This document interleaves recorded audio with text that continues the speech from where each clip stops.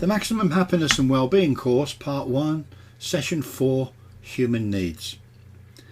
In this session, we learn about the basic human needs we must satisfy to allow happiness to return to our lives. We'll explore the key roles that you occupy within the main areas of your life that combine to influence your happiness levels. Discover how to assess your overall levels of happiness in the roles and areas of your life, pinpointing specific areas to change that will bring you increased happiness. Please refer to the course notes for the diagram of Maslow's hierarchy of needs. In the 1950s, a respected psychologist, Abraham Maslow, identified and developed 5 levels of what has become known as the hierarchy of needs. His work in this area forms the basis of all analysis of human needs in the search for happiness and fulfillment. Each of us is motivated by needs. Our most basic needs are inborn, having evolved over thousands of years. Here then is a summary of Maslow's 5 needs. At the base of the pyramid that you see in the diagram is need number 1, the physiological needs. These are biological requirements for human survival, like air, food, drink, shelter, clothing, warmth, sex and sleep.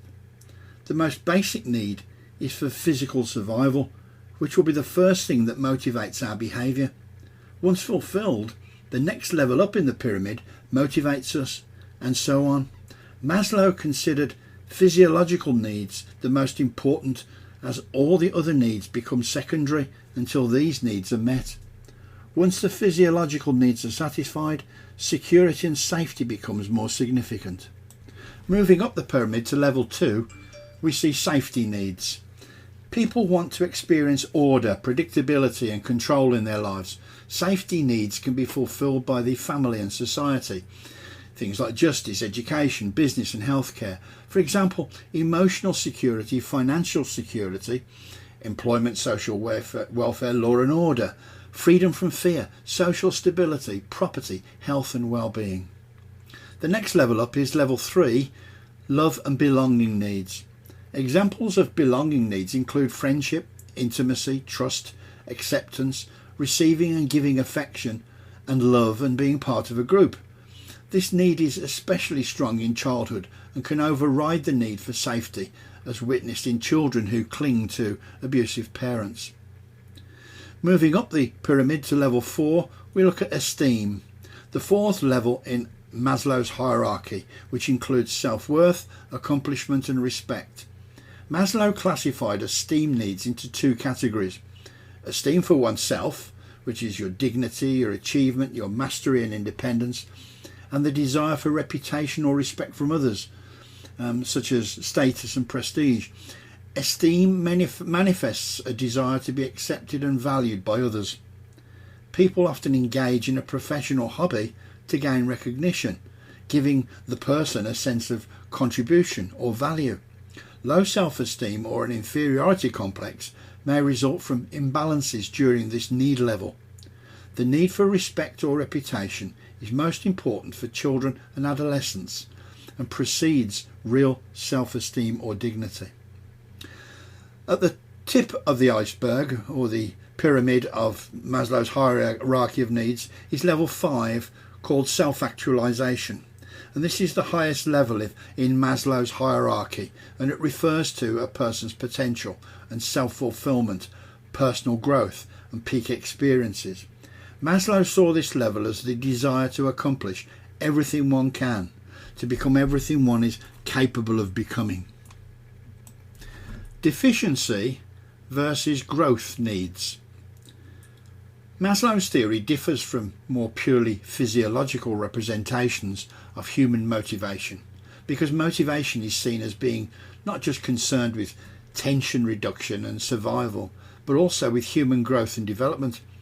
In 1954, Maslow proposed that human beings possess 2 sets of needs.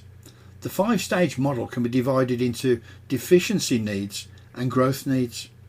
The first 4 levels are often referred to as deficiency needs, and the top level is known as growth or being needs. So let's look at deficiency needs.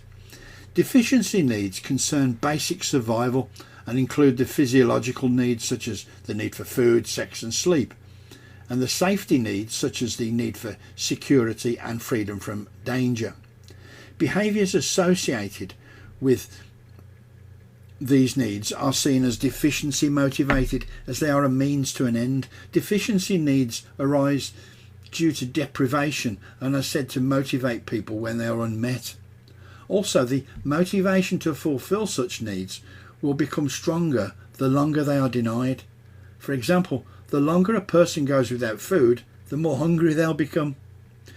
Maslow initially stated that individuals must satisfy lower level deficit needs before progressing to meet higher level growth needs. However, he later clarified that satisfaction of a need is not an all or none phenomenon, admitting that his earlier statements may have given the false impression that a need must be satisfied 100% before the next need emerges. When a deficit need has been more or less satisfied, it will go away, and our activities become habitually directed towards meeting the next set of needs that we have yet to satisfy. These then become our salient needs. However, growth needs continue to be felt and may strengthen once engaged. The growth needs then are more psychological and associated with satisfying an individual's full potential and needing to self-actualize. These needs are more often achieved through intellectual and creative behaviours. Growth needs do not stem from lacking something, but rather from a desire to grow or to attain something. Once these growth needs have been reasonably met, one may reach the highest level of self-actualization.